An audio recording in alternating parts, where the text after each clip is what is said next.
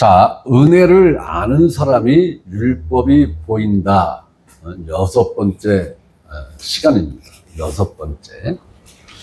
자, 오늘은 율법의 활동 기간으로 본 율법의 한계에 대해서 한번 살펴보겠습니다. 율법의 활동 기간으로 본 한계. 그럼 이 얘기는 뭐예요? 율법이 시작한 시점이 있고 끝난 시점이 있다라는 얘기죠. 율법이 가입한 시간이 있고 그 다음에 율법이 마친 그 종점, 시점이 있다라는 얘기인 거예요. 그러면은 가입한 거는 제가 말씀드렸으니까 언제 가입을 했어요? 율법이? 시내산에서, 그죠? 시내산에서. 예수님 이 땅에 오시기 전 대략 1500년 전쯤에 시내산에서 가입을 했어요. 그 시작한 시점이 있다는 얘기예요. 율법이. 그런데 사람들이 그건 알아, 그거는. 그런데 율법이 종료된 시점을 생각을 안 해요. 율법이 시작한 시점이 있고 또 율법이 종료되었다라고 성경이 분명하게 마침표를 찍은 그 시점이 있단 말이에요. 그러면 율법이 마침표를 찍은 그 시점까지만 율법이 활동한 기간이죠. 마침표를 찍은 이후에는 율법이 더 이상 율법으로서의 활동, 능력이 없다라는 거죠. 법 적용이 안 된다라는 거죠. 사람들이 이걸 생각을 안 하는 것 같아요. 그러니까 지금도 율법이 ing다. 현재 진행형이다. 이렇게 인식을 하는 것 같아요. 심지어는 나름대로 복음을 전하고 복음주의적인 목회를 한다고 하는 그 목사님들도 상당 부분이 율법은 제사법은 폐지됐는데 도덕법은 지켜야 되는 거야. 이렇게 가르치는 목사님들이 꽤 많아요. 복음을 증거하는 목사님들 중에서도 그렇게 주장하는 목사님들이 적지 않다라는 얘기인 거예요. 그런데 성경은 그렇게 율법을 제사법, 도덕법으로 구분해서 제사법은 종료됐고 도덕법은 종료가 안 됐어. 이렇게 구분해서 마침표를 찍은 사실이 성경에는 없어요. 그냥 그걸 다 묶어서 율법이라고 성경은 그렇게 말씀하고 있어요.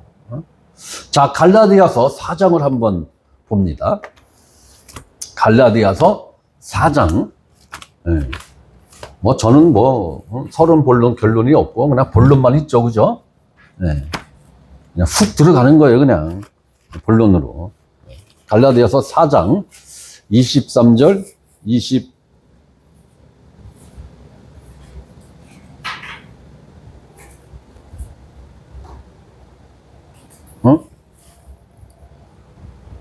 죄송합니다. 갈라디아서 3장입니다. 이건 3장입니다. 갈라디아서 3장. 절서는 똑같고. 23절, 24절, 25절 말씀 우리 다 같이 읽겠습니다. 시작. 믿음이 오기 전에 우리는 율법 아래 매인 바 되고 그의 계시를 믿음의 때까지 갇혔느니라. 이같이 율법이 우리를 그리스도께로 인도하는 초등교사가 되어 우리로 하여금 믿음으로 말미암아 의롭다함을 얻게 하려 함이라. 믿음이 온 후로는 우리가 초등교사 아래 있지 아니하도다. 자, 한번 말씀을 보겠습니다. 믿음이 오기 전에, 자, 믿음이 오기 전에 뭘 말하는 거예요? 그렇지. 메시아가 오기 전에, 그리스도가 오기 전에, 그게 누굽니까? 예수 그리스도가 오시기 전에 우리는 율법 아래 매인 바 되어. 자, 율법 아래 매인 바 되었다. 이건 뭐예요? 네? 우리는 율법 아래 매인 바 되어. 자, 우리가 율법 아래 매인 바 되었다라는 건 뭐예요? 무슨 의미예요? 네. 율법의 지배하에 놓여 있는 상태를 말하는 거죠. 네. 그러면 이 상태에서는 반드시 율법을 지켜내야 되는 거죠.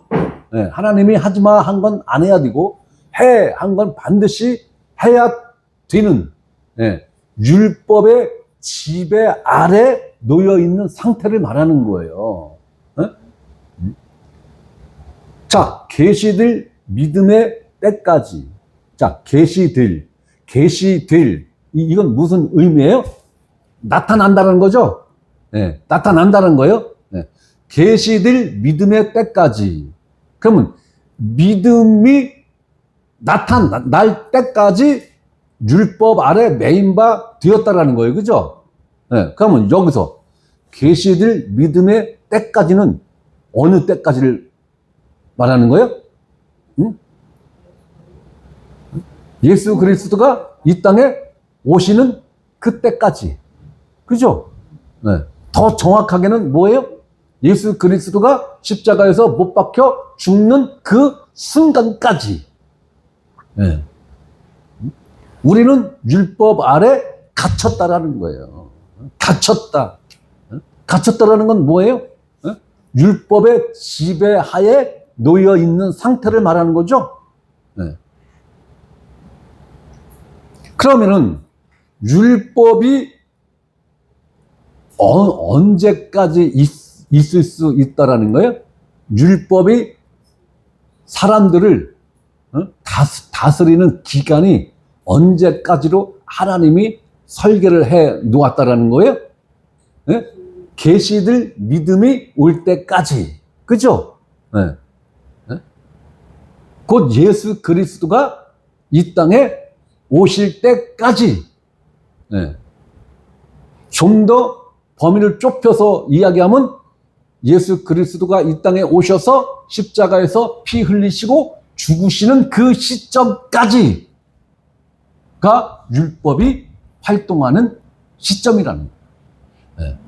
그러면 율법의 종점이 어디라는 거예요? 네? 예수님의 죽음. 네? 예수님의 죽음이 바로 율법이 완성되는 그 시점, 마침이 되는 그 시점이 바로 그때라는 거예요. 네.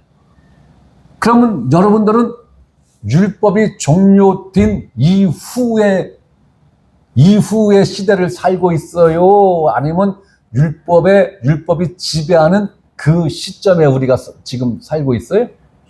네. 율법이 종료된 그 시점에서 우리가 지금 살아가고 있는 거죠. 그렇다면 우리가 율법을 지킬 의무가 있는 거예요? 없는 거예요? 없는 거죠. 좀 더 정확하게 이야기하면은 예수님이 새로운 법을 줬죠. 새로운 법을 줬어요. 그런데 그 법이 원래부터 있었던 법이야. 원래부터. 네. 무슨 법이에요? 그게 마음을 다하고 뜻을 다하고 목숨을 다하여 하나님을 사랑하라.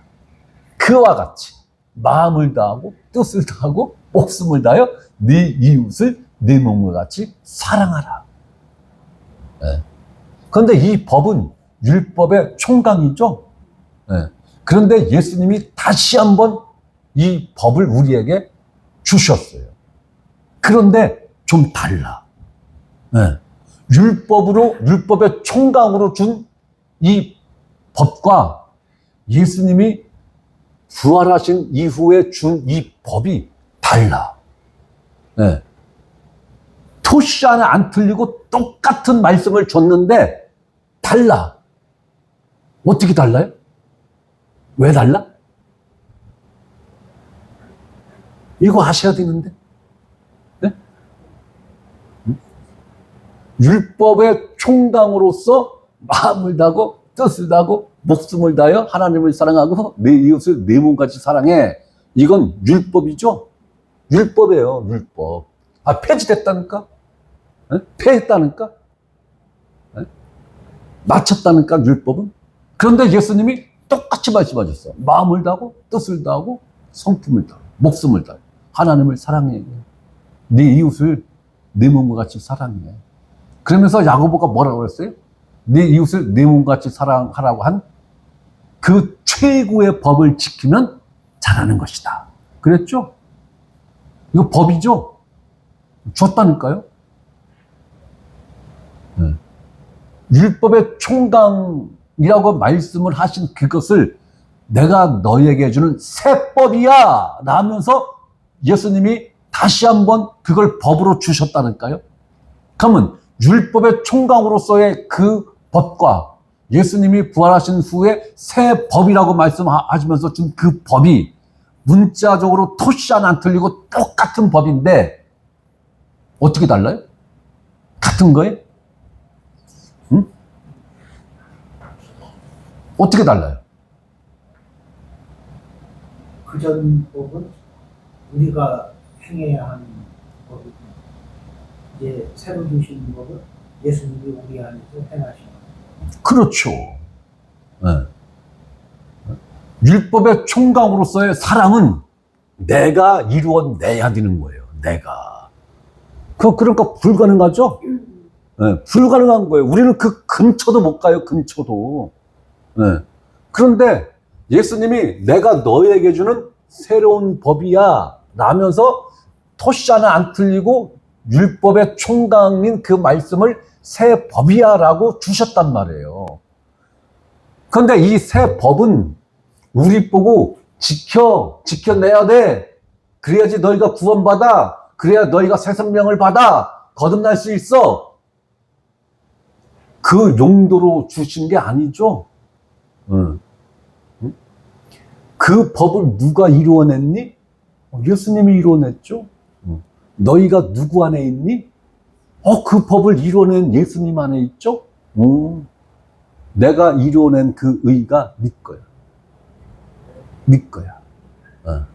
그러니까 너는 그 법을 지키든 못 지키든 상관없어.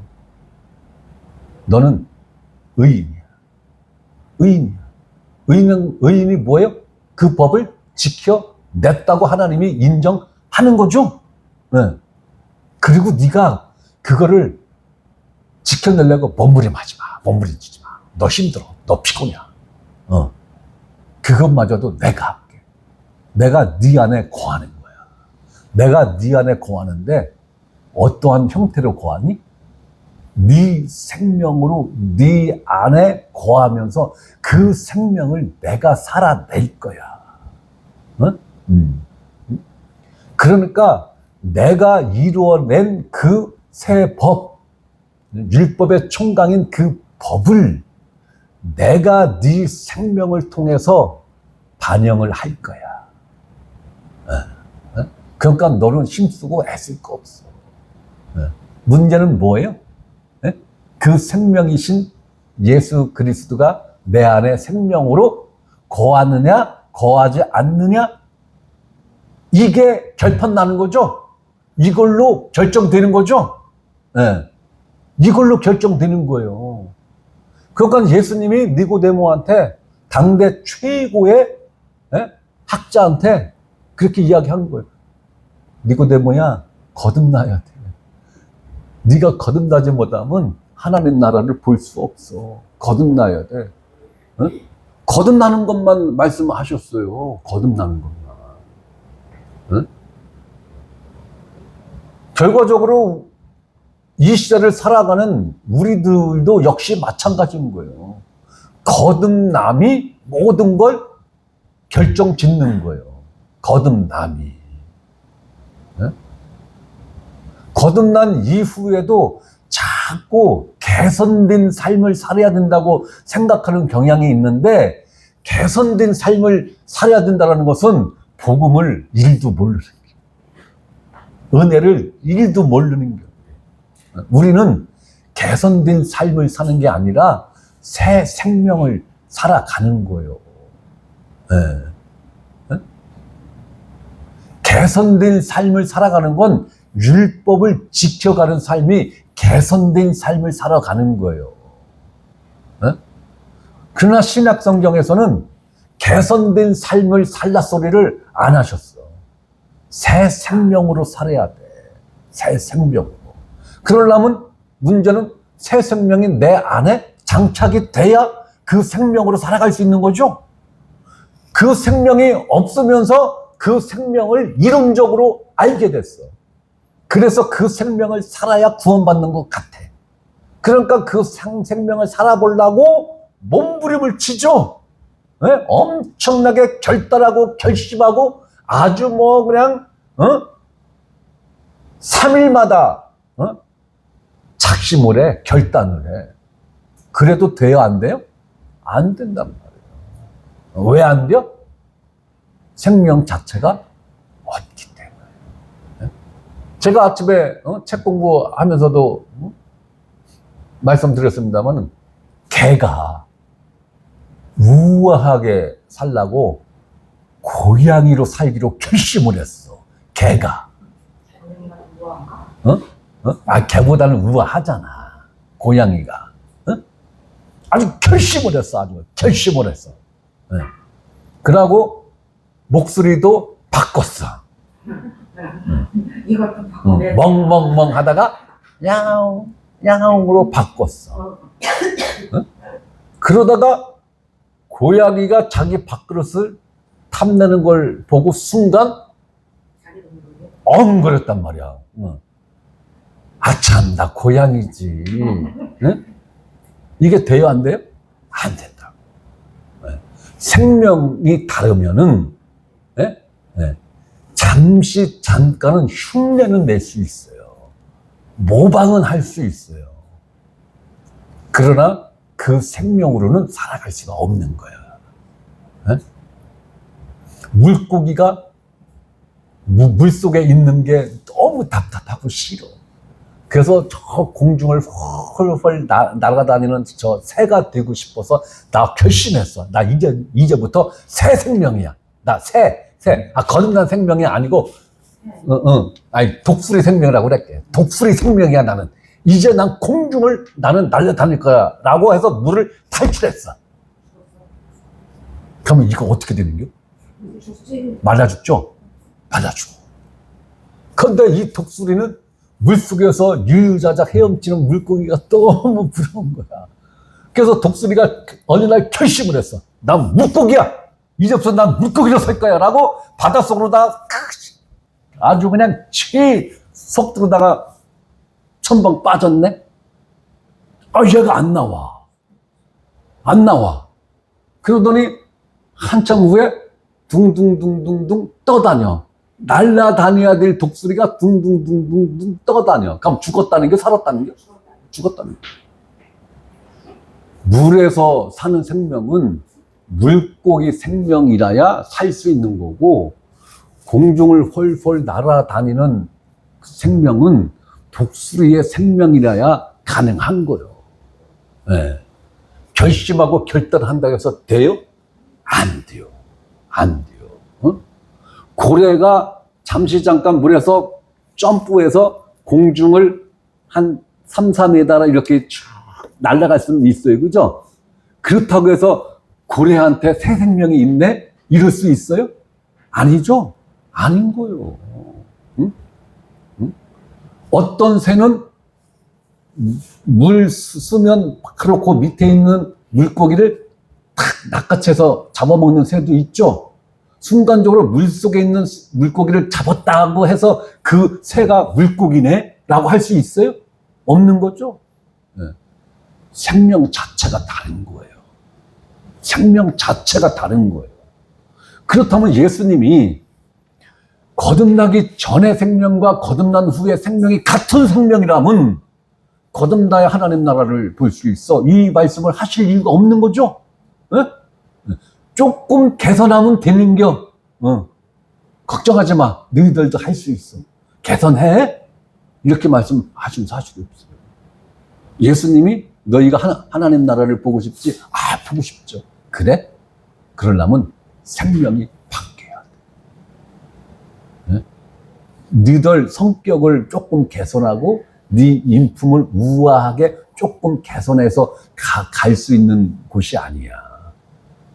네 생명 자체를 바꿔야 돼. 네가 현재 갖고 있는 아담으로부터 물려받은 이 생명으로는 하나님 나라를 못 가. 육은 육이요. 육은 이 땅을 벗어날 수가 없어. 그러려면 하나님 나라를 가려면 하나님과 같은 본질의 생명을 가져야 그 왕국에 들어갈 수 있는 거죠. 생명이 바뀌어야 된다는 거예요. 완전히 새 생명으로 교체가 돼야 된다는 거야. 교체가. 교체가 된 사람만이 그 새 생명을 살아낼 수가 있는 거예요. 그런데 이 육체를 갖고 있는 한 우리 인간들은 이 새 생명을 살아낼 능력 자체가 안 돼. 이 새 생명을 살아낼 수가 없어. 그러니까 이 새 생명이시면서 이 새 생명을 살아내실 그분이 우리 안에 거하신다는 거예요. 거한다는 의미가 뭐예요? 거주한다는 거죠. 내 안에서 그 생명임과 동시에 그 생명을 살아내 주신다는 거예요. 그러므로 우리가 마음을 다하고 뜻을 다하고 성품을 다하여 하나님을 사랑하고 이웃을 내 몸과 같이 사랑할 수 있는 존재가 된다라는 그 얘기인 거예요. 그럼 지금 현재 여러분들은 율법 아래 매인바 되어서 갇혀 있는 상태예요? 아니면 율법으로부터 자유한 상태예요? 자유. 네. 그럼 자유한 상태면 율법을 지킬 의무자예요? 율법과는 전혀 상관이 없는 존재예요? 상관이 없어요. 상관이 없는 거예요. 네. 이것만 아셨어도 여러분들은 복된 분들이에요. 자, 24절 봅니다. 이같이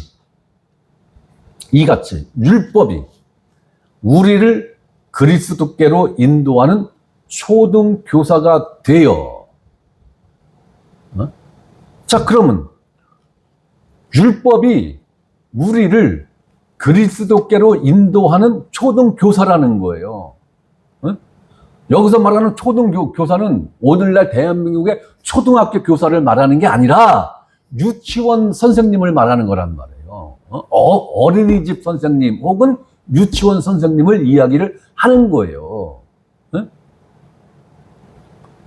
그러면 내가 오리지널 초등학교에 입학을 해서 이제 담임 선생님이 배정이 됐어.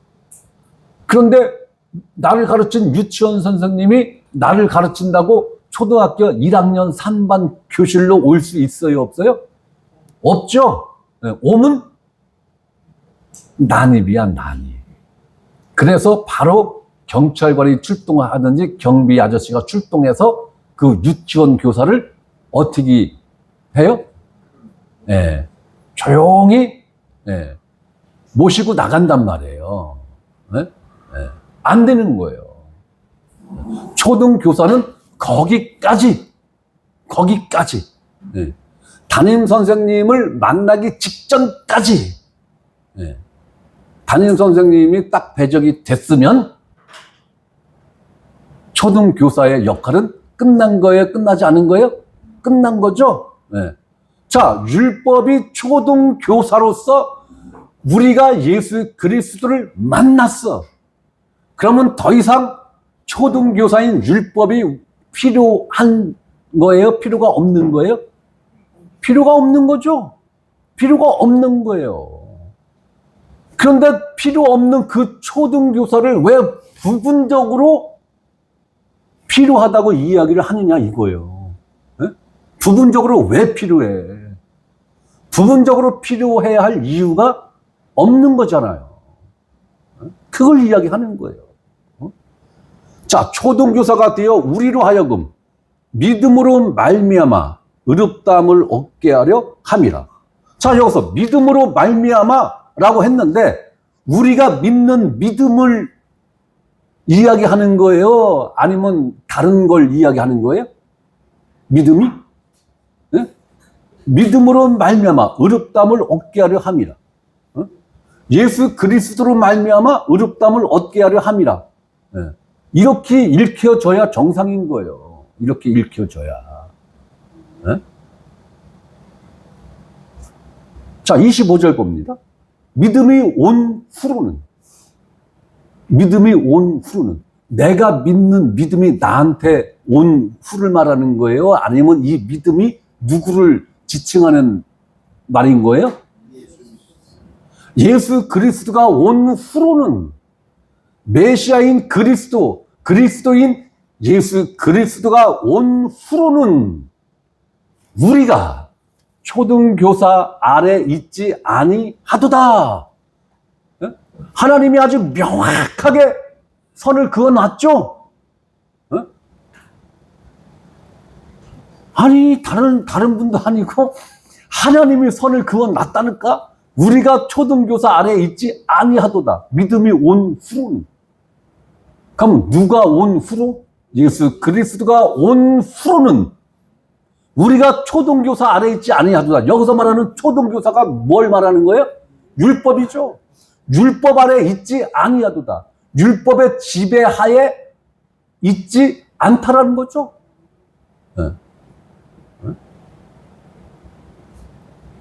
율법으로부터 자유한 존재가 되었다라는 거예요. 자, 그럼 우리가 율법의 지배하에, 율법 아래, 곧 율법의 지배 아래 있지 않다면, 그렇다면 지금 우리는 누구의 지배를 받으면서 누구의 지배 아래 있는 존재입니까? 하나님이 우리에게 자유를 주었으니까 우리는 아무의 아래에 있지도 않고 속하지도 않아. 이 상태를 말하는 거예요. 그 자유가? 아니죠. 예수 그리스도의 지배 아래 있다라는 거예요. 예수 그리스도의 지배 아래 있다라는 거예요. 응?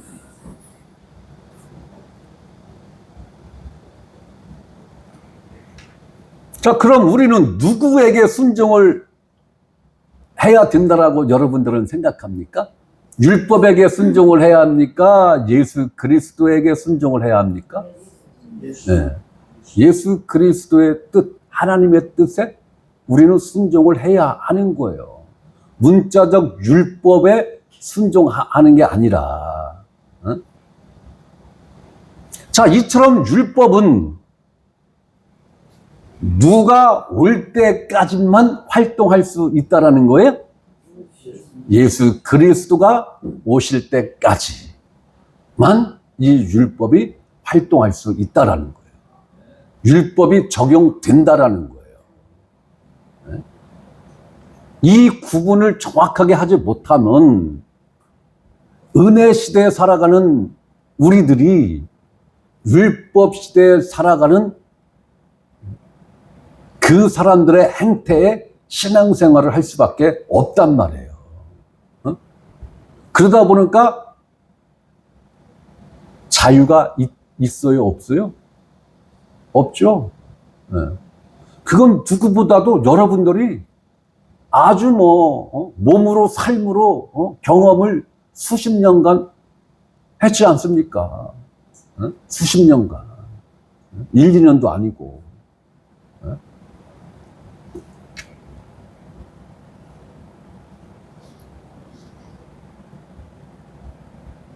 바로 지금 시대는 율법의 활동 기간이 만료가 된 상태라고 지금 하나님이 선언하신 거죠. 네. 율법은 만료가 됐어. 네?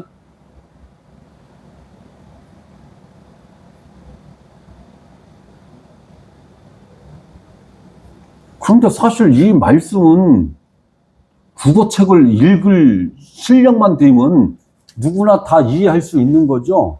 쉽게. 네, 쉽게. 굳이 신학대학을 나온 사람만이 네?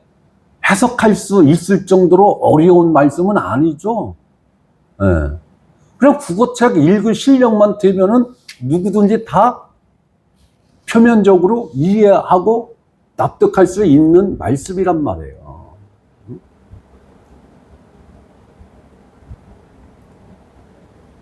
자, 하나님은 다른 곳에서 더 명확하게 율법이 존재하는 그 시점을 말씀을 하셨어요. 좀 더 명확하게. 자, 갈라디아서 3장 19절.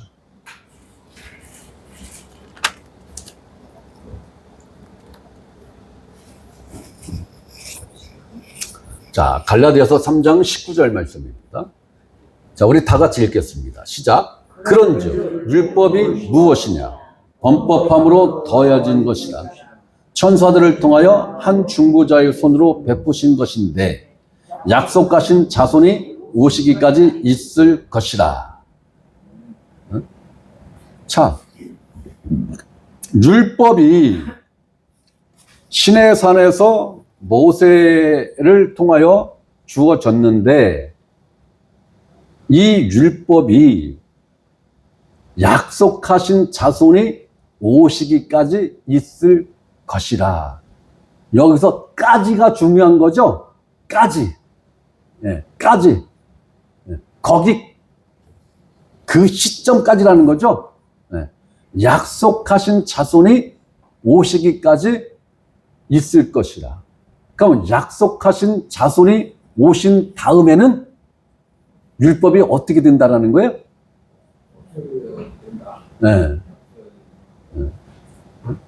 마침이 된다라는 거죠. 모든 의미에서의 마침이 된다라는 거예요. 자, 그러면은 그러면 여기서 약속하신 자손이 누구일까요? 응? 여기서 말한 약속하신 자손, 뭐 여러분들은 다 알고 있죠. 예수 그리스도죠. 자, 갈라디아서 3장 16절을 봅니다. 바로 이 약속하신 자손이 누구다라고 사도 바울이 해석을 해놨어요. 자, 이 약속들은 아브라함과 그 자손에게 말씀하신 것인데 여럿을 가리켜 그 자손들이라 하지 아니하고 오직 한 사람을 가리켜 네 자손이라 하셨으니 곧 누구라? 그리스도라. 그리스도라. 그렇다면은 19절에 약속하신 자손이 오시기까지 있을 것이라 해서 여기서 약속하신 자손이 누구라는 거예요? 그리스도라는 거죠. 그렇다면 율법은 어느 시점까지만 활동할 수 있다라는 거예요? 그리스도가 오실 때까지만. 더 정확하게 이야기한다면 십자가에 못 박히시고 피 흘리시고 죽으시는 그 시점까지만 율법이 적용된다라는 거예요. 제가 다시 한번 묻는데 똑같은 걸 자꾸 묻는다고 해서 여러분들 짜증내지 마시고, 그러면 우리는 지금 예수님이 죽기 전 시대를 살아가고 있습니까? 예수님이 죽은 이후의 시대를 살아가고 있어요? 죽은 이후의 시대를 살아가고 있죠? 그러면 율법이 종료가 되기 전 시대입니까? 종료가 된 후 시대를 살아가고 있어요? 후 시대를 살아가고 있는 거예요. 그래서 우리는 국법의 적용을 받는 게 아니라 새로운 법, 그 새로운 법의 명칭이 뭡니까? 새 상속 언약. 우리는 새 상속 언약을 적용받으면서 살아가고 있는 존재예요.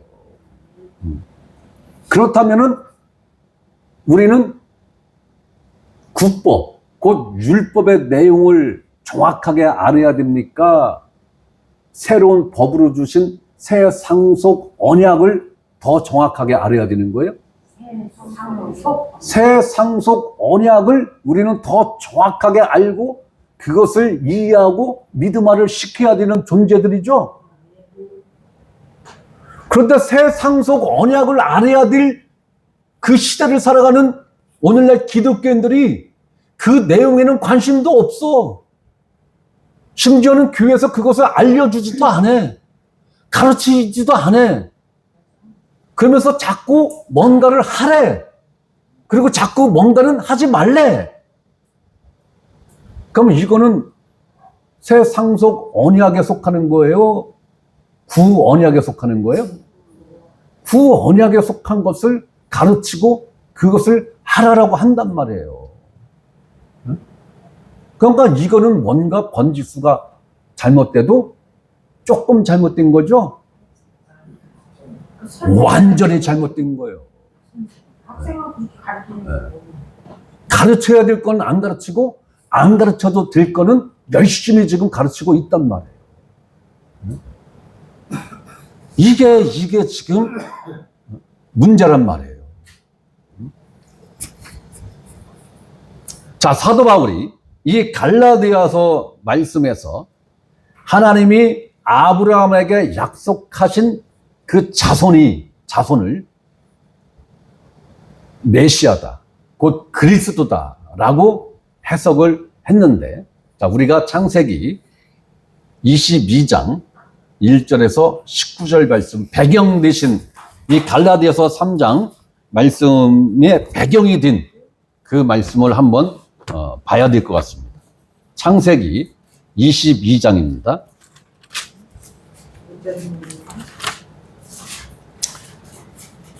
창세기 22장 1절에서 19절 말씀까지 한번 보도록 하겠습니다.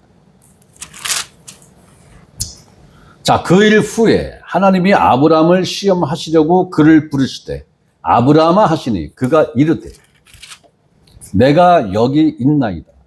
여호와께서 이르시되 내 아들 내 사랑하는 독자 이삭을 데리고 모리아 땅으로 가서 내가 네게 일러준 한 산 거기서 그를 번제로 드리라. 자, 내가 네게 일러준 한 산 거기서 라는 얘기는 하나님이 아브라함에게 그 장소까지도 정확하게 알려줬다라는 거죠. 네. 그 장소가 아닌 다른 장소에서 번제를 드리면 된다, 안 된다? 안 된다라는 거예요. 하나님이 지정하신 그 장소에, 정확하게 그 장소에 가서 이삭을 번제로 드려야 됩니다. 그렇다면 예수님이 골고다가 아닌 다른 곳에서 죽으시면 돼요? 안 되는 거죠? 네. 반드시 골고다에서 죽으셔야 되는 거예요. 네. 3절 아브라함이 아침에 일찍이 일어나 나귀의 안장을 지우고 두 종과 그의 아들 이삭을 데리고 번제에 쓸 나무를 쪼개어 가지고 떠나 하나님이 자기에게 일러주신 곳으로 가더니, 그죠?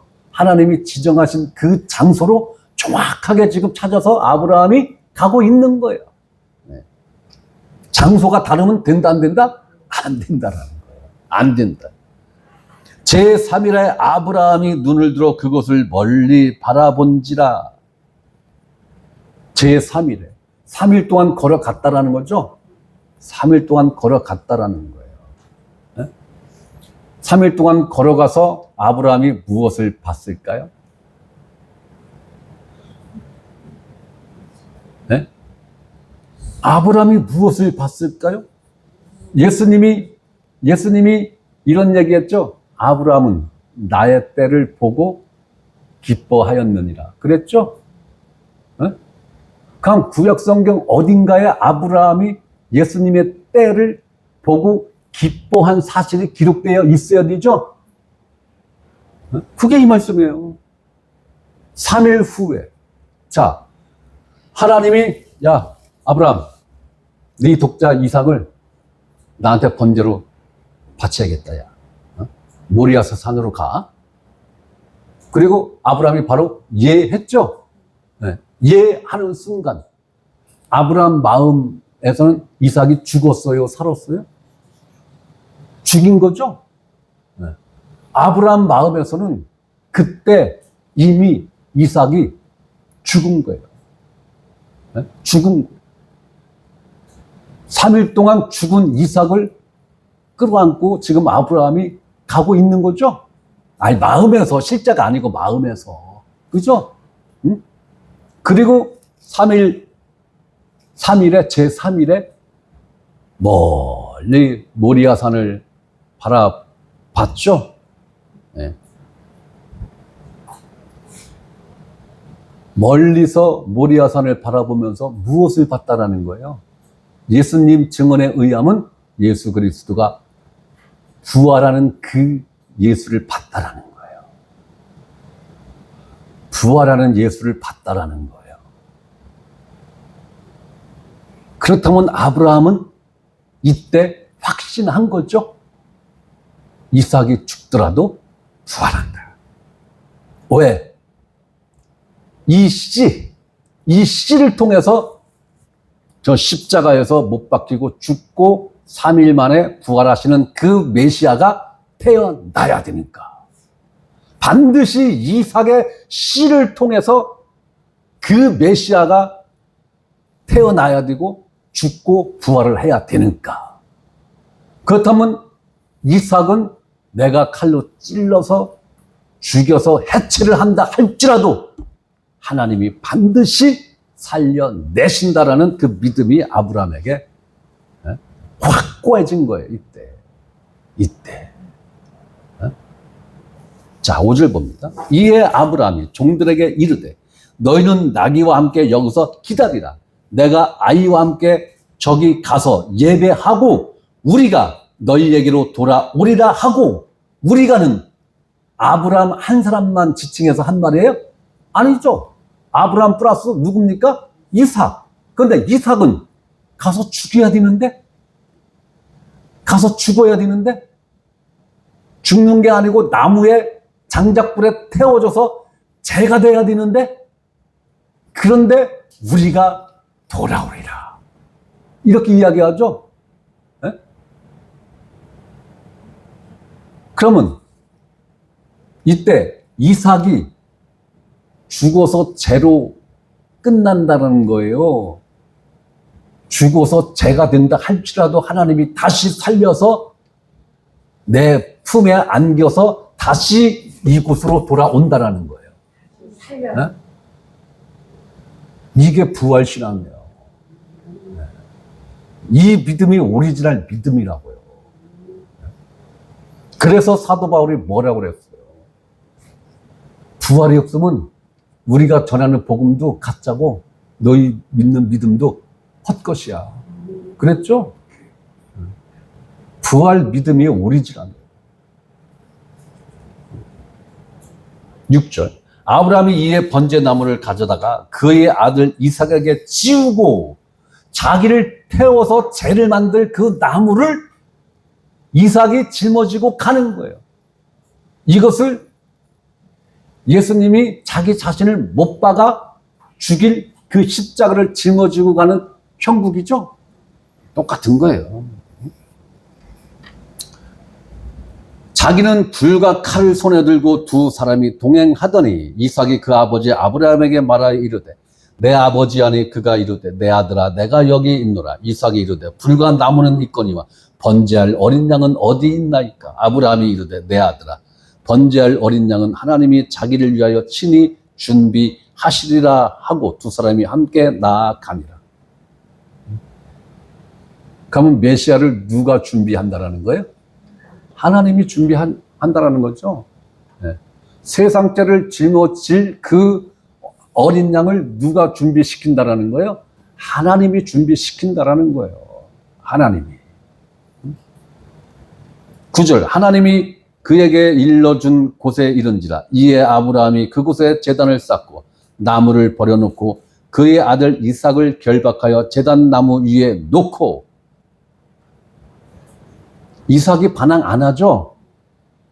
예수님이 도살장에 끌려가는 양처럼 100% 순종한 그 모습 그대로를 보여주고 있죠?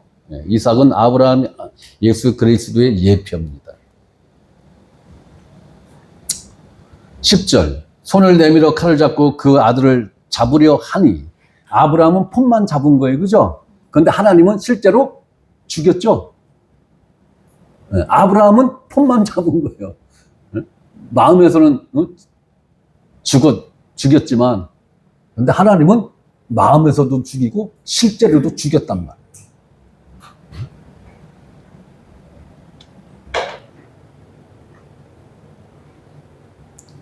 손을 내밀어 칼을 잡고 그 아들을 잡으려 하니 죽이려 한 거죠. 실제로 여호와의 사자가 하늘에서부터 그를 불러 이르시되 아브라함아 아브라함아 하시는지라. 아브라함이 이르되 내가 여기 있나이다. 사자가 이르되 그 아이에게 네 손을 대지 말라. 그에게 아무 일도 하지 말라. 내가 내 아들 내 독자까지도 내게 아끼지 아니하였으니 내가 이제야 내가 하나님을 경외하는 줄 아노라. 하나님은 우리에게 요구하지 않아요. 네. 그러나 하나님은 우리에게 우리를 살리시려고 그분의 독생자를 실제적으로 죽였죠. 네. 죽으라고 이 땅에 보낸 거예요. 네. 제물로 희생 제물로 이 땅에 보내신 것이라.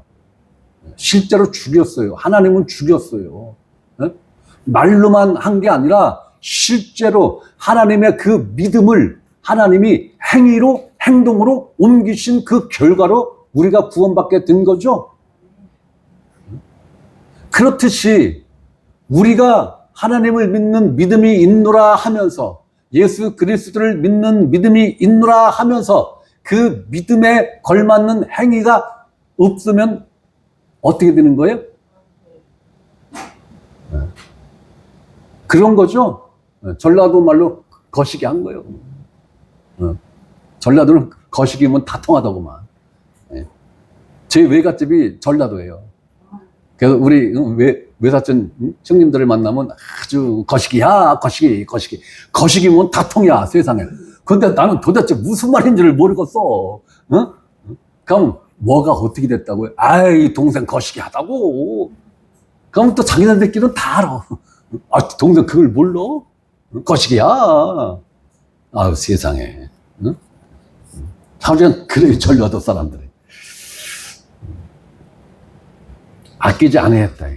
13절. 아브라함이 눈을 들어 살펴본 즉, 한 순양이 뒤에 있는데 뿔이 수풀에 걸려 있는지라 아브라함이 가서 그 순양을 가져다가 아들을 대신하여 번제로 드렸더라. 아브라함이 그 땅 이름을 여호와 이레라 하였으므로 오늘날까지 사람들이 이르기를 여호와의 산에서 준비드리라 하더라. 여호와의 산이 어디예요? 모리아산. 모리아산이 어디예요? 실제적으로 신약시대에는? 네? 네.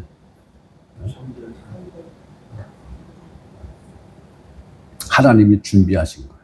모든 걸 하나님이 준비하셨어요.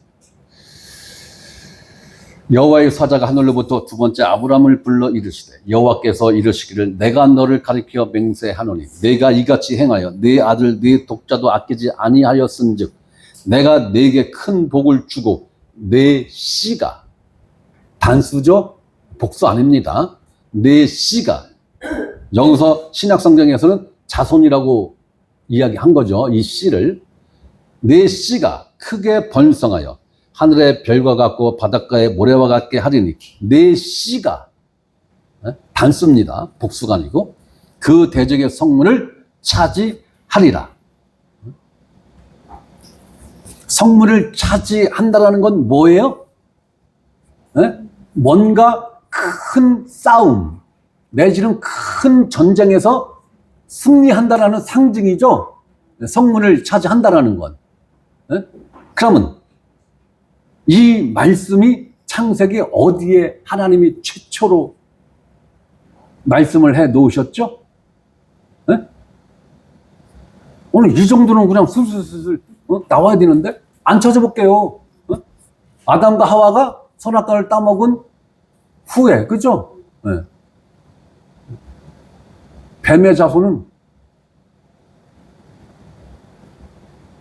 네 후손을 발 뒤꿈치를 상하게 할 거고 그 후손은 뱀의 머리를 상하게 할 거야. 죽인다는 거예요. 능력을 말살시킨다라는 거예요. 상실시킨다라는 거예요. 자, 그 말씀을 또 하시는 거예요, 지금 하나님이. 대적의 성문을 차지한다. 하나님의 대적이 누구예요? 마귀 사탄이죠. 그 전쟁에서 아브라함의 씨가 승리한다라는 거예요. 자, 18절. 또 내 씨로. 누구십니까? 아브라함의 씨로. 단수를 말하죠. 계속 단수를 말하는 겁니다. 씨로 말미암아. 원인이죠. 천하 만민이 복을 받으리니. 어떠한 복입니까?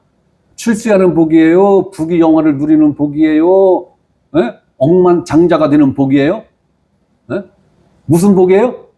구원받는 복이죠? 영원한 구원의 복을 말하는 것이죠. 이는 내가 나의 말을 준행하였음이니라 하셨다 하니라. 오직 메시아는 하나님의 뜻에만 관심이 있었고 하나님의 뜻만 성취하기 위해서 이 땅에 오셨고 과연 그런 하나님의 뜻을 완성하셨죠? 하나님이 아브라함에게 주시겠다고 약속하신 자손이 이삭이 아닌 메시아, 예수 그리스도라는 것을 사도 바울이 정확하게 해석을 한 겁니다. 갈라디아서 3장 16절에 약속하신 자손이 예수 그리스도이므로 율법의 활동 시한은 언제까지라고 하나님이 못을 박은 겁니까? 약속하신 자손, 즉 예수님이 오실 때까지라는 거죠.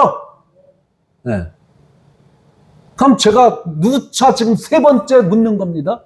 우리는 지금 약속하신 자손이 오기 전의 시대를 살아가고 있어요? 오신 이후의 시대를 살아가고 있어요? 그럼 우리는 율법의 지배하에 있는 겁니까? 예수 그리스도 지배하에 있는 거예요? 이래놓고 뭘 해야, 목사님 그래도 뭘 해야 복 받잖아요? 이러면 뒤지게 혼나는 거예요. 그죠? 이러면 뒤지게 혼나는 거예요. 교회 오지 마라고 할지도 몰라. 하도 답답해서.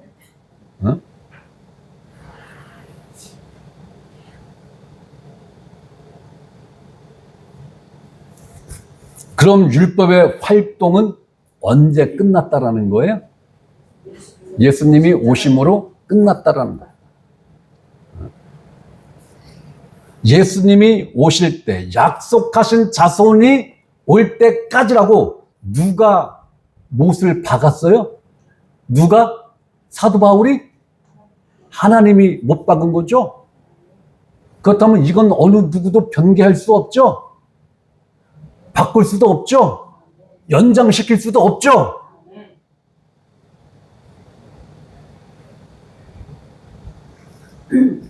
사람인 나도 말씀을 쥐꾸리만큼 안다고 해서 답답한데 우리 성령님은 얼마나 더 답답하실까? 아이고. 그럼 지금도 율법에 얽매여 율법의 몇 가지 조항들을 지키고자 하는 사람들은 누구의 말씀에 순종하지 않는 겁니까? 하나님 말씀에 순종하기 위해서 율법 몇 가지 조항, 불과 두세 가지 조항을 축복받는다라는 그 미명하에 율법을 충직하게 지킨다라고 하는 이 사람들이 결과적으로는 누구의 말씀을 정면으로 들이받고 있는 거예요? 하나님 말씀을 정면으로 들이받고 있는 거죠. 그러면서 엄청나게 순종한다라고 자부심을 갖고 있죠. 그래서 이러한 사람들을 향해서 예수님이 뭐라고 그랬어요? 주여 주여 하는 자마다 다 천국에 들어가는 것이 아니다. 오직 하나님의 뜻대로 행하는 자가 천국에 들어간다. 하나님의 뜻. 그러면 요한복음에서 하나님의 뜻을 꽤 여러 번 반복해서 이야기했는데 그때마다 하나님의 뜻이 무엇이라고 요한복음에서 설명해 주고 있어요. 하나님의 뜻은 하나님의 아들을 믿는 것. 하나님의 아들을 믿는 것. 하나님의 아들인 예수 그리스도가 십자가에서 다 이루었다 하신 그 다 이룸을 믿는 거. 이거죠. 네?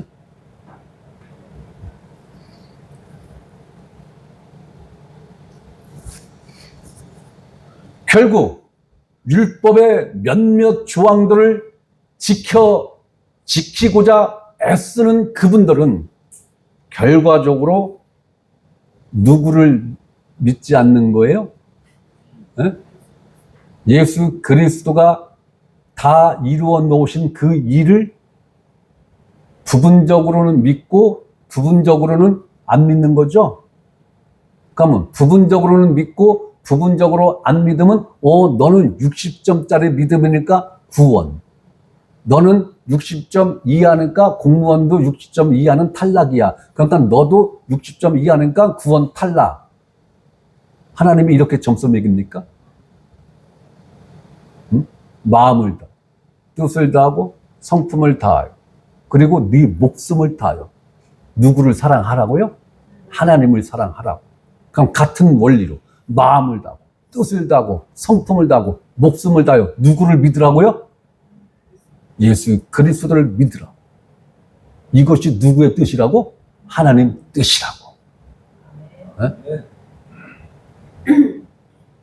이 시대를 살아가는 사람들이 부분적으로 율법 몇 가지 조항을 축복의 통로다라는 그 의미를 부여해서 그 율법을 지키고자 몸부림치고 있다는 것은 하나님이 율법의 활동 기간, 활동 시한을 못 박아 놓은 그 명령을 거부하는 거죠.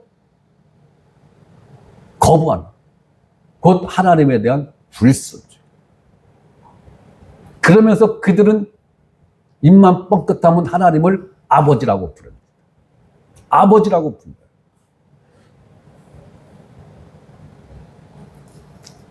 그들이 부분적으로는 믿고 부분적으로 믿지 않는 메시아를 주여라고 부릅니다. 주님은 그러한 사람들을 향해서 난 너희들을 안 사실이 없어. 내가 너희를 몰라.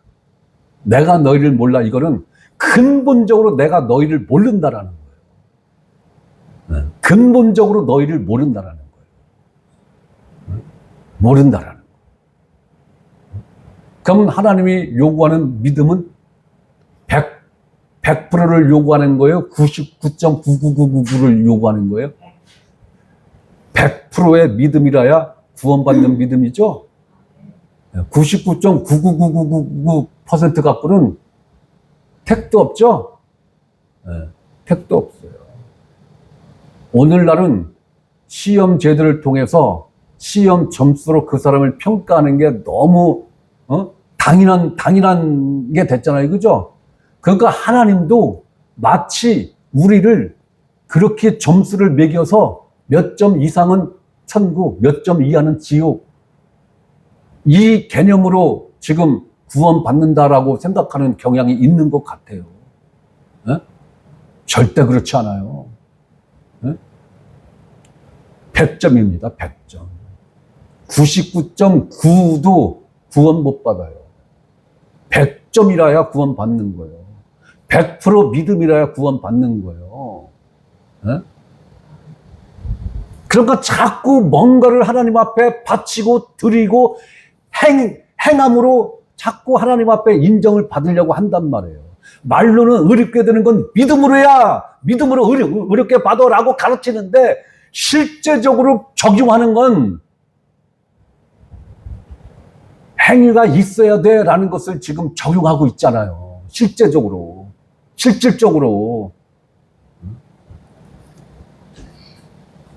그러니 이 일이 결코 작은 일이라고 치부할 수 있는 일입니까?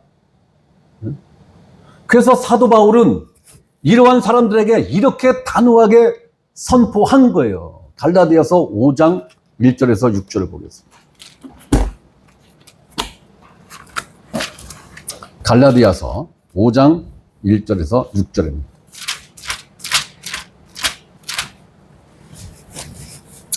자, 봅니다. 그리스도께서 우리를 자유롭게 하려고 자유를 주셨으니 그러므로 굳건하게 서서 다시는 종의 멍에를 매지 말라. 자, 딱 이 5장 1절 말씀만 보면은 우리를 자유롭게 하셨고 우리를 자유를 주셨다고 했고 너희는 다시 종의 멍에를 매지 마라고 했는데 무엇으로부터 우리에게 자유를 주셨고 무엇에 멍에를 매지 말라는 거예요? 네? 요 1절만 딱 놓고 보면은 죄와 율법을 생각할 수 있어요. 그죠? 죄와 율법을 생각할 수 있어요.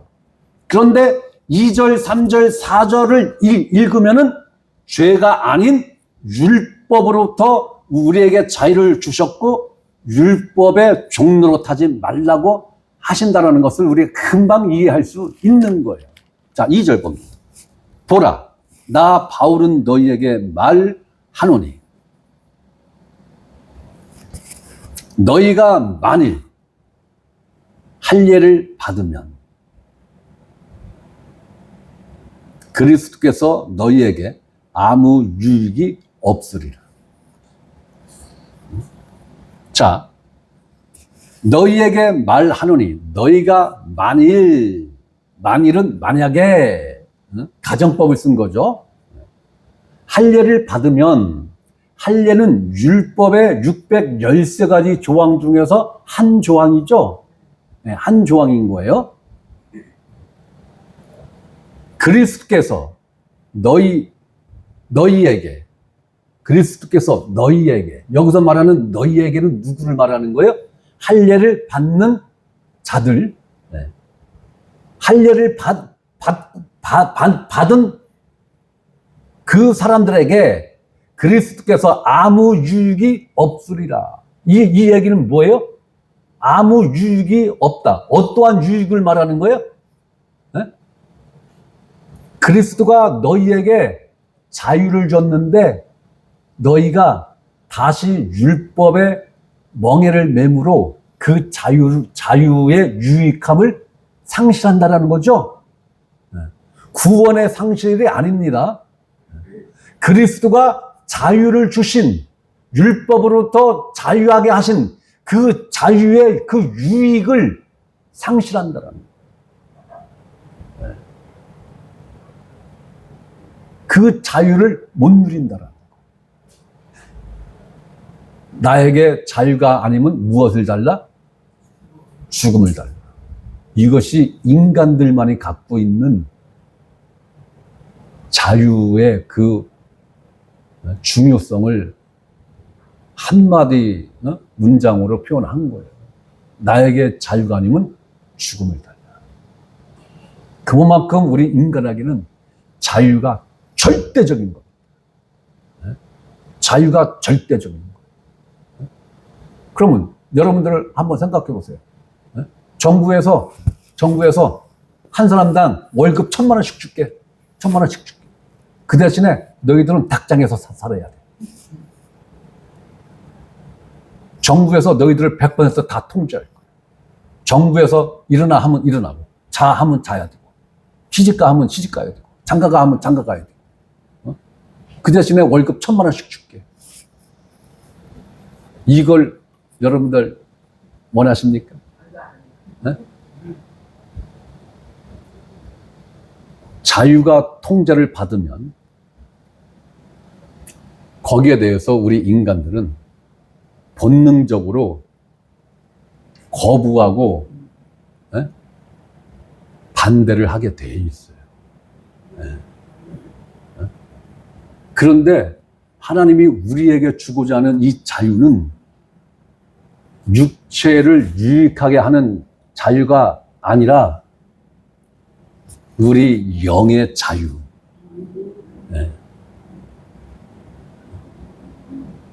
제한이 없고 무한대인 그 자유를 우리에게 주신다라는 거예요.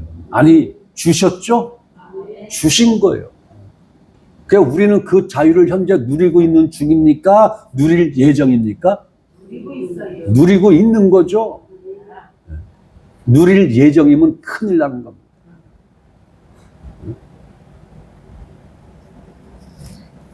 내가 3절 보면 내가 여기서 내가는 1차적으로 사도 바울이며 그 다음에는 하나님이 말씀하신다라는 거죠. 할례를 받는 각 사람에게 다시 증언하노니, 다시 증언한다라는 것은 이 갈라디아서를 쓰기 전에 어떠한 장소에서 사도 바울이 이 얘기를 한번 하셨다는 얘기예요. 그죠? 했다라는 얘기예요. 그런데도 너희가 아직 그 말을 잘 이해를 못하고 있는 것 같아서 자꾸 할례를 하는데 다시 한번 내가 정확하게 찝어서 이야기를 하겠다라는 거예요. 그는 누구를 말하는 거예요? 할례 받는 사람들은 율법 전체를 행할 의무를 가진 자다. 613가지 중에서 할례는 단 한 가지 조항일 뿐인데 이 한 가지 조항인 할례를 받으면 나머지 612가지 조항도 100% 다 지켜내야 할 의무자가 된다는 거예요. 그죠? 그러면은 1절에서 종의 멍에를 매지 말라라고 말씀했는데 다시 율법의 종노릇하는 그 멍에를 매는 형국이 되는 거죠. 그러므로 무엇을 상실하는 거예요? 그리스도가 주신 자유를 상실하게 된다는 거예요. 자유를 상실하게 된다. 구원 상실이 아닙니다. 이걸 구원과 연결시키면 안 돼요. 자유 상실입니다. 자유 상실. 그러면 누군가는 이야기합니다. 양 목사, 할례를 하나님이 콕 찍어서 얘기했잖아. 우리는 할례 안 받는다니까. 다만 11조를 하는 거지. 그러니까 11조는 상관없어. 하나님이 할례만 얘기한 거잖아. 할례만. 그렇게 이해가 되십니까, 여러분들은? 네? 제가 복음을 깨닫기 전에는 나도 그렇게 읽었어. 그렇게 이해했어요, 나도. 그러니까 나하고 상관이 없는 말씀이요. 나도 그렇게 생각했다니까요, 100%. 그런데 복음을 깨닫고 나서 이 말씀을 보는데 기가 막히는 거요.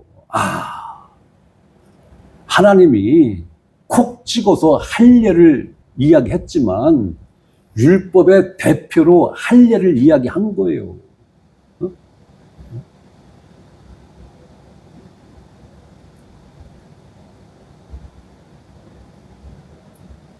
국어책을 읽을 정도만 되면은 이 할례에 무엇이 다 포함되어 있다는 것을 이해할 수 있어요?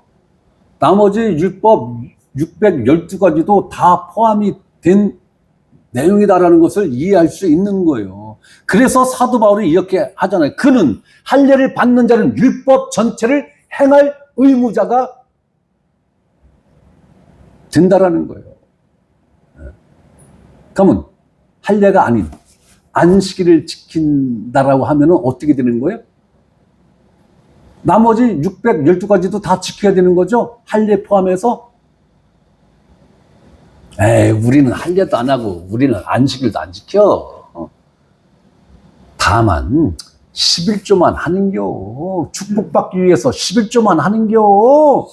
그럼 11조는 613가지 율법 조항 중에 한 가지 아닌가요? 한 가지죠? 그럼 11조를 하면 나머지 612가지 조항도 다 해야 되는 거죠? 그럼 할례도 받아야 되는 거예요. 근데 우리는 7살이, 태어난 지 7일이 지났잖아. 태어나서 꼭 7일날 할례 받아야 돼요. 그래야지 할례로서 의미가 있는 겁니다. 그러니까 우리는 할례를 못 받아. 그러면 구원 못 받네.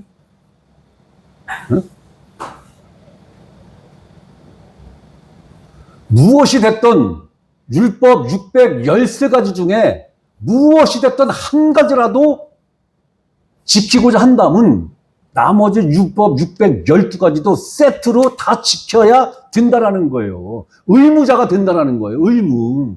의무는 뭐예요? 자동으로 된다는 거잖아요. 내 의지와 상관없이, 내 선택과 상관없이, 예? 자동으로 된다는 거잖아요. 자동으로. 응? 대한민국 국가에서 남자로 태어나면 반드시 병역의 의무가 있죠. 선택사항 아니죠. 국가에서 결격사항으로 정해놓은 것 이외에는 다 무조건 내가 원하든 원치 않든 다 국방의 의무를 감당해야 되는 거죠. 그게 의무예요. 의무. 응? 제가 그래서 지지난주에도 얘기했잖아요. 여러분들이 그럼에도 불구하고 목사님 나는 축복을 받고 싶어서 나는 11조를 해야 되겠습니다. 아, 하세요. 아유, 환영입니다. 환영해. 하세요. 하세요. 그 대신에 나중에 이 의미를 알고 목사님 그때 왜 더 강하게 말씀 안 해주셨어요? 라고 하면은 난 그냥 울을게요. 난 그냥 울을게요. 그냥. 응? 이 이상 어떻게 더 정확하게 가르쳐? 때려가면서. 응? 응? 때려가면서? 아니 근데 응? 선생님들이 11주를 안 하면 천국 못 간디야. 그건 너무 한 거고. 자, 4절 봅니다. 율법 안에서의 의미가 뭐예요? 어?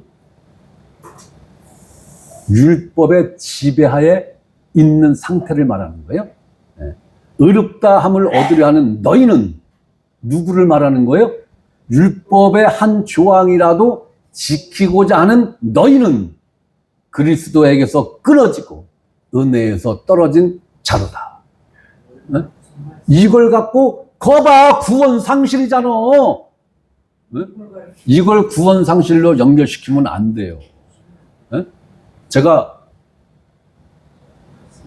뭐하고 연결시켜야 된다고 그랬어요? 자유.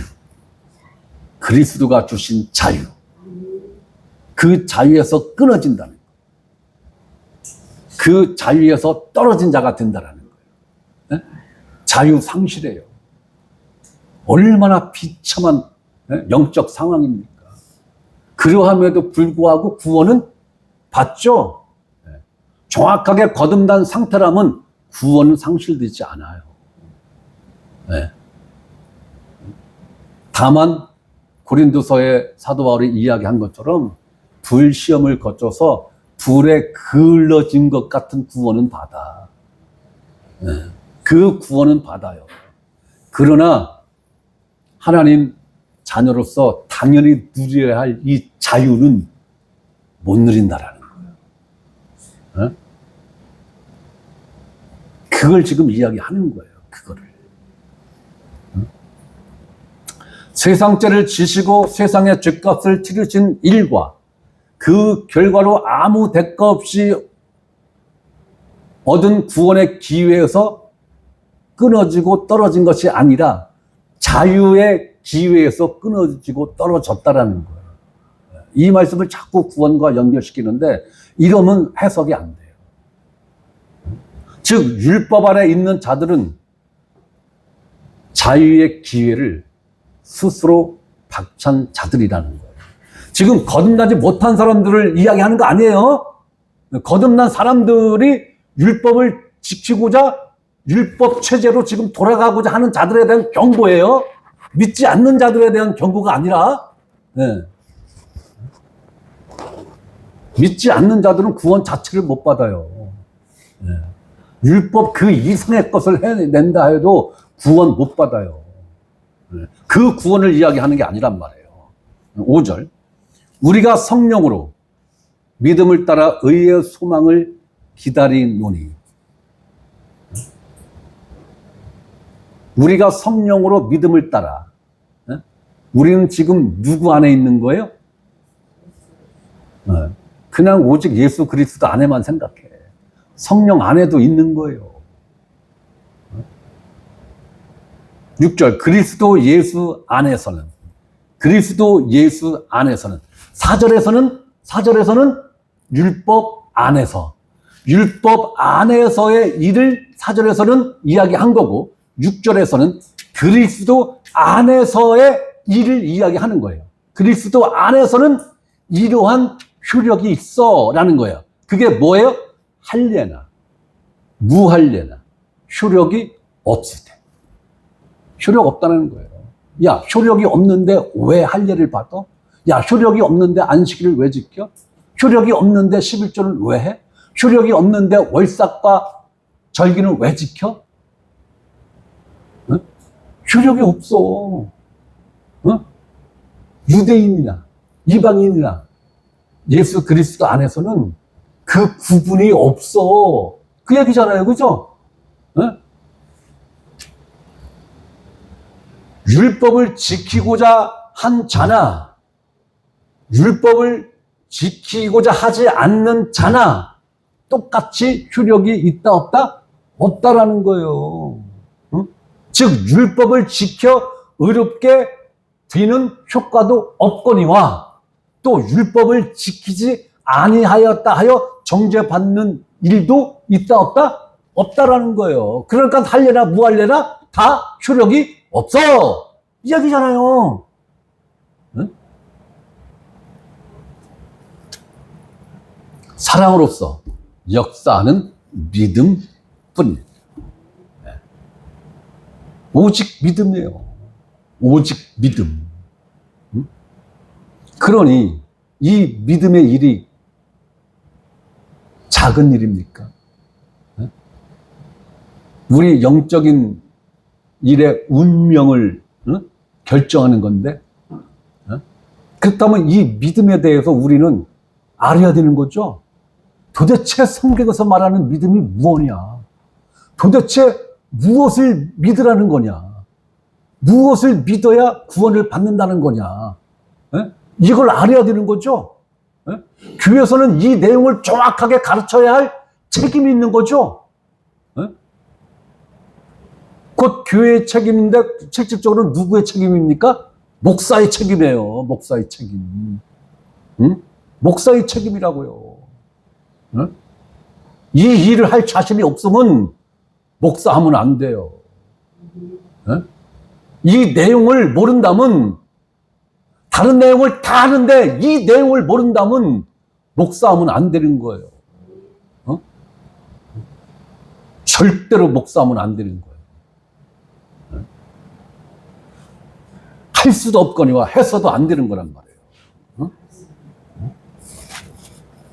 사랑으로서 역사하는 믿음뿐이다. 예수 그리스도만의 효력이 있다라는 것이며 예수 그리스도가 다 이루어 놓으신 그 일을 믿는 것만이 속죄와 구원과 언약의 효력이 있다라는 것입니다. 하나님은 이것을 어느 누구도 변개할 수 없게 한 법으로 세우셨으니 그 법의 이름이 바로 뭐다? 뭐다?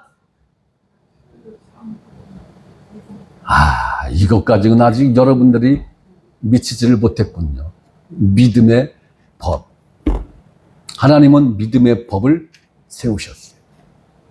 믿음의 법.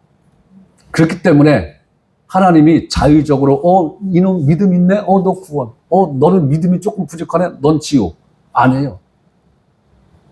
하나님 직업이 뭡니까? 하나님 직업이 뭐예요? 재판관이죠?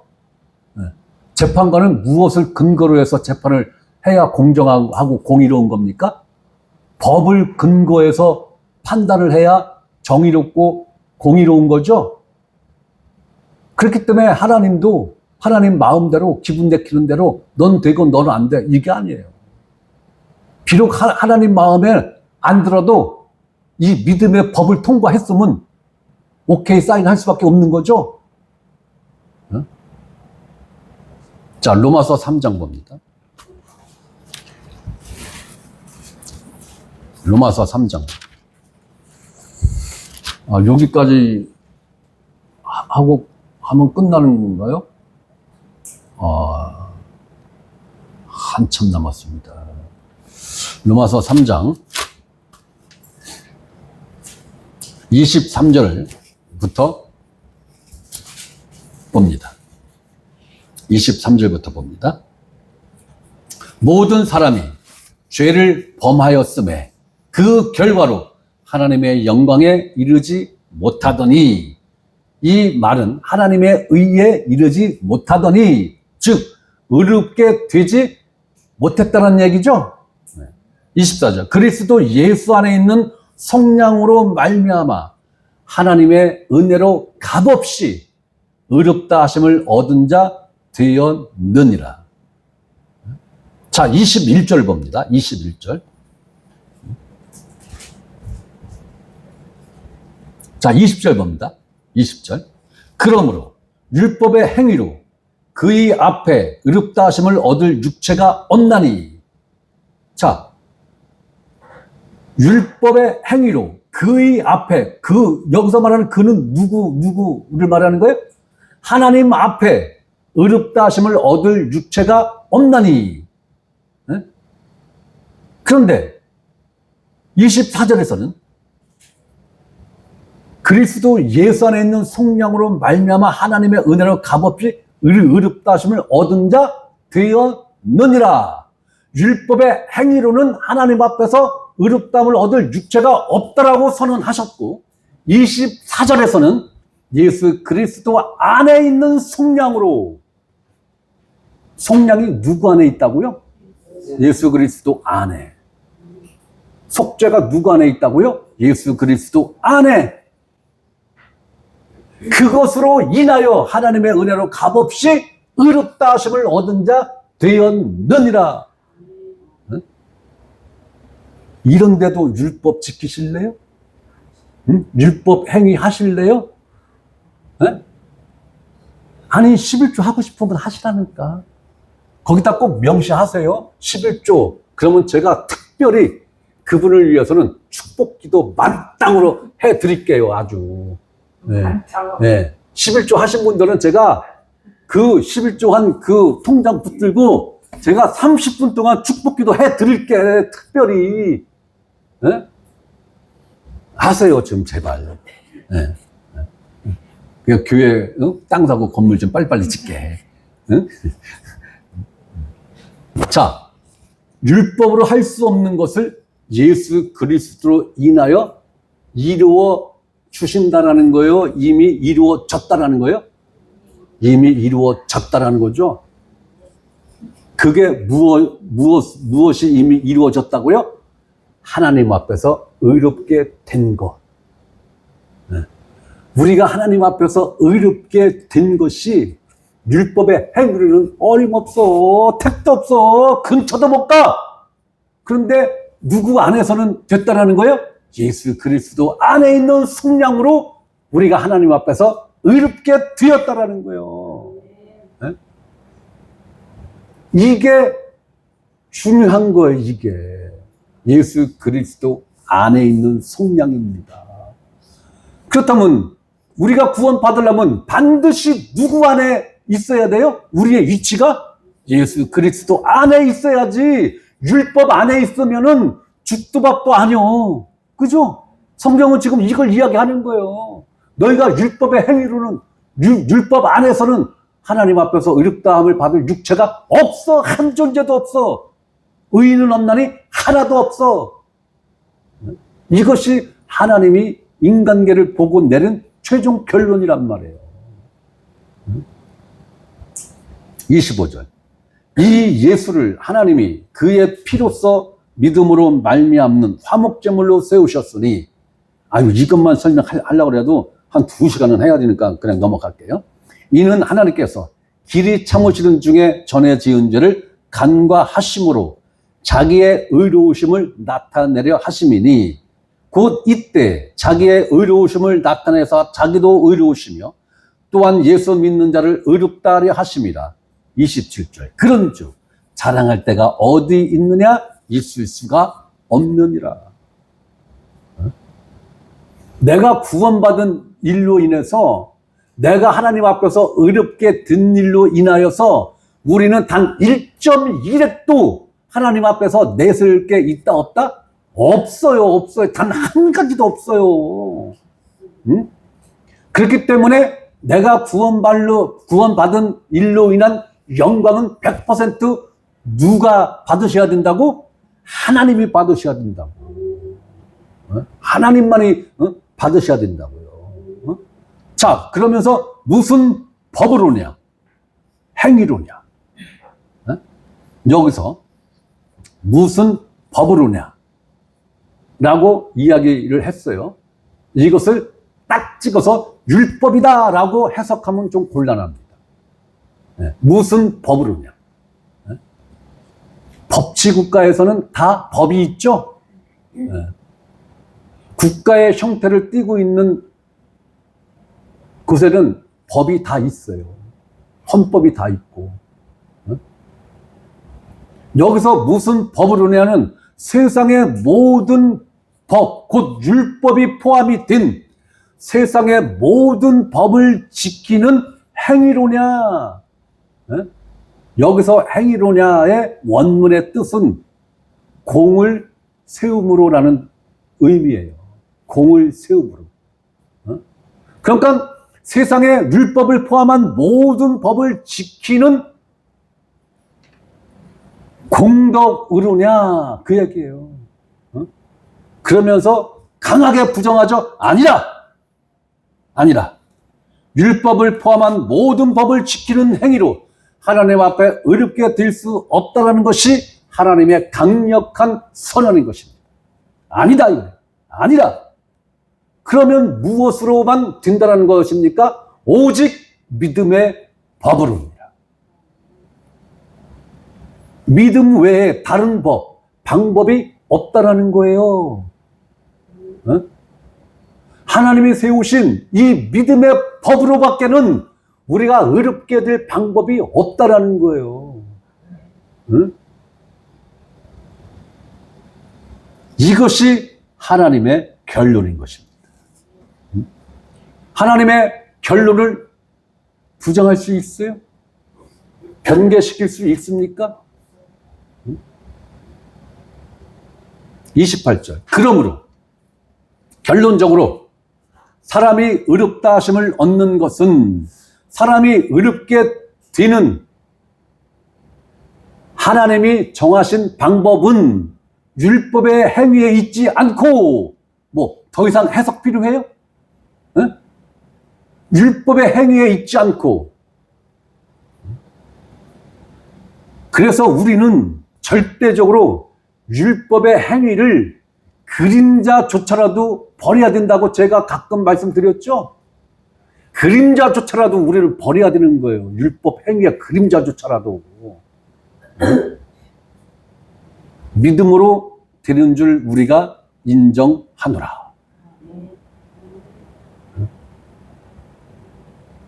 오직 믿음이에요. 믿음. 그러니까 율법의 어떠한 조항을 부분적으로 지키면서 하나님 저 이쁘죠? 저 잘했죠?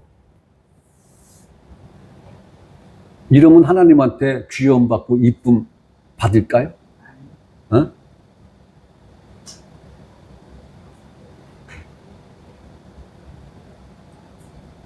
자, 히브리서 10장을 한번 보겠습니다.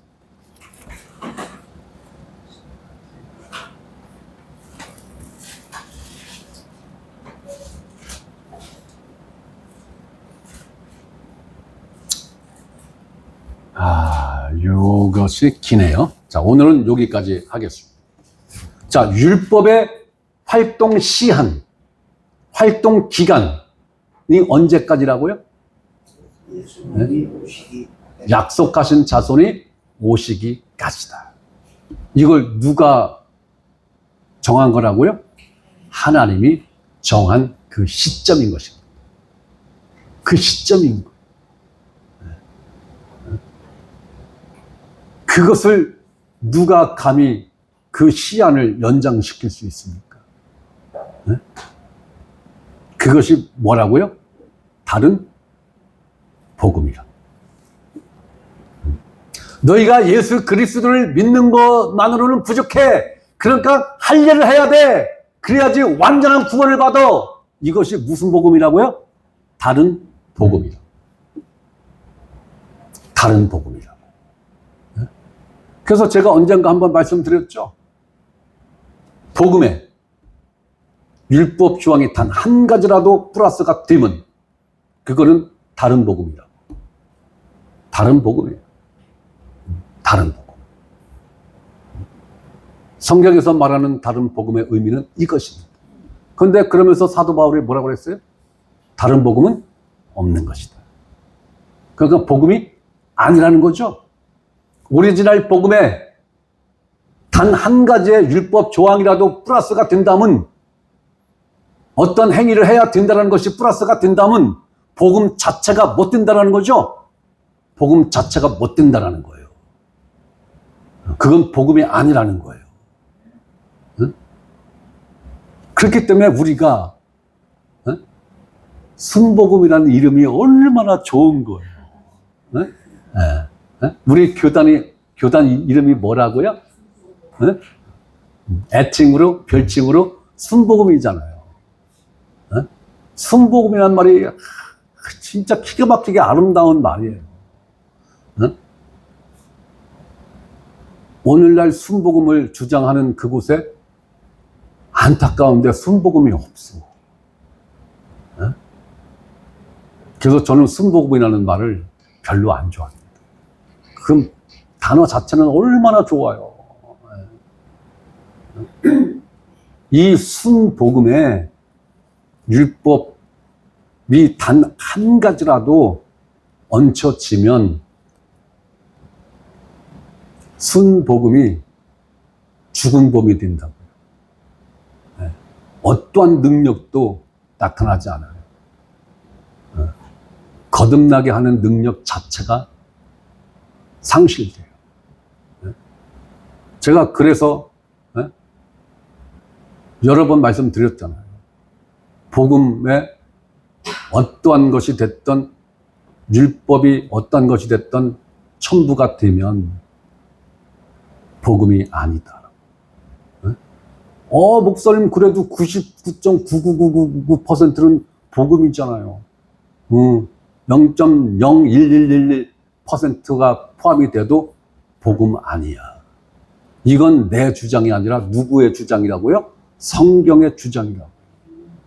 하나님의 주장이라고요. 그래서 우리는 이 땅에서 이 육신을 갖고 살아가는 이 기간에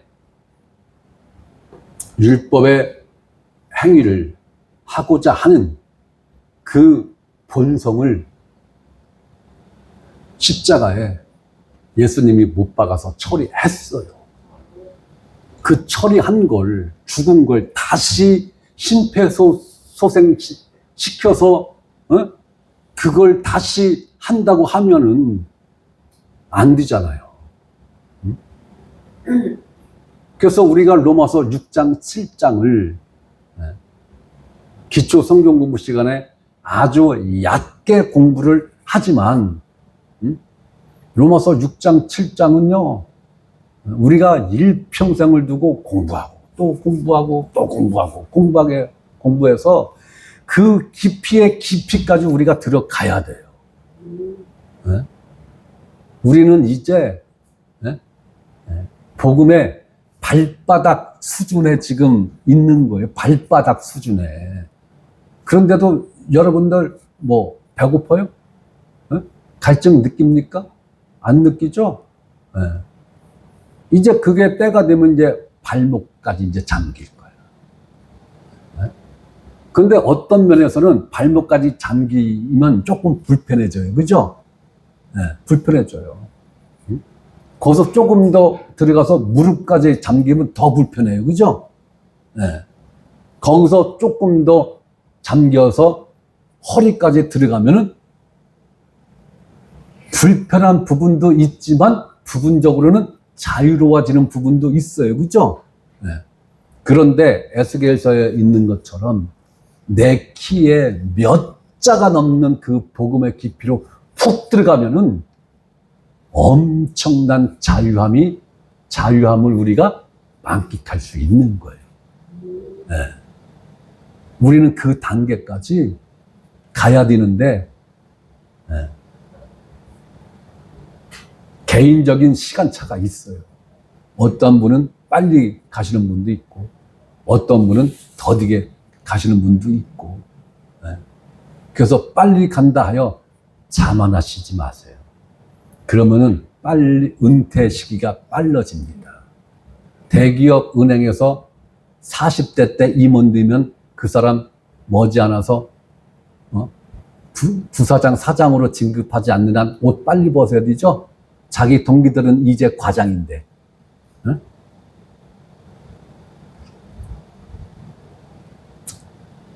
그 다음 말은 차마 내 입으로 말 못하겠어. 예. 하나님이 강제로 은퇴시킬 수도 있어요. 이 땅에서. 예.